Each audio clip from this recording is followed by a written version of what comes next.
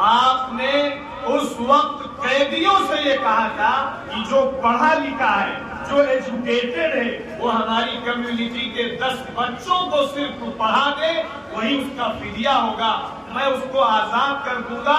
ये बताता है कि मुसलमान भूखा रह लेगा, मुसलमान पेट काट लेगा, मुसलमान फक्र फाके की जिंदगी गुजार लेगा, इफलास की जिंदगी गुजार लेगा, एक वक्त खाएगा, एक वक्त उपवास करेगा, लेकिन अपने बच्चे को बेहतरीन तालीम और तरबियत देगा।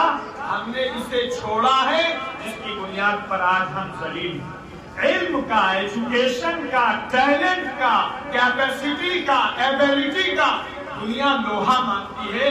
हमने इस मैदान को छोड़ा है और हमने अपने बच्चों में भी, बहुत सारे हमारे भाई मिस्त्री होते हैं, अपने बच्चे को अपने काम के साथ जोड़ लेते हैं। जब बच्चा उनके साथ जुड़ जाएगा तो कभी बच्चा पढ़ नहीं सकता है, फिर वो जिंदगी भर कलमी और वसूली ही लेगा।